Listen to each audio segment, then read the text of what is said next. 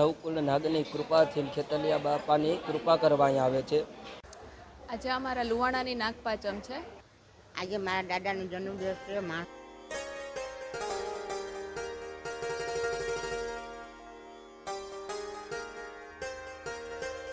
જય શ્રી કૃષ્ણ, જય દ્વારકાધીશ.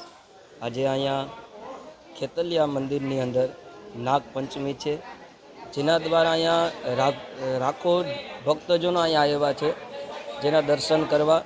કેમ કે નવકુલ નાગની કૃપાથી ખેતલિયા બાપાની કૃપા કરવા અહીંયા આવે છે. અહીંયા દૂધ છે, કુળેલ છે એ ધરાવે છે, જેનાથી અહીંયા ભક્તજનોનું કલ્યાણ થાય છે. જેના આજે નાગ ઉત્સવ છે, જે નવ નાગ આવે એમાંથી આજે એક દિવસ છે કે જેનાથી આજે આ બધા અહીંયા ભક્તજનો અહીંયા આશીર્વાદ માટે આવે છે. જય શ્રી આજે અમારા લુવાણાની નાગપાંચમ છે. નાગપાંચમનું વ્રત કરવામાં આવે છે. લોકો સવારે વહેલા ઉઠી નાહી ધોઈ અને પાણીયારે ઘીનો દીવો કરે છે.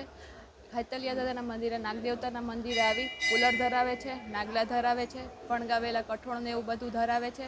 આગલે દિવસે ઠંડુ બનાવીને આ દિવસે નાગપાંચમના દિવસે લોકો ઠંડુ ખાય છે. આ છે નાગપાંચમનું મહત્ત્વ. આજે મારા દાદાનો જન્મદિવસ છે. આજે પાંચમ છે, નુવાણાની છે. બધી માણસો અહીં બહુ આવતા હોય. અમારા દાદાનો આજે જન્મદિવસ છે. આજે મારા 6 વાગ્યાથી માણસ ચાલુ જ છે. મેં 6 વાગ્યાનું મંદિર ખોલ્યું. મારું નામ દિવાળીબેન છે ને હું આ પૂજારી છે અહીંની. જય શ્રી કૃષ્ણ. આજે અમારે અષાઢ પાંચમ ને મંગળવાર છે. અમારે લુવાણાની નાગપાંચમ છે.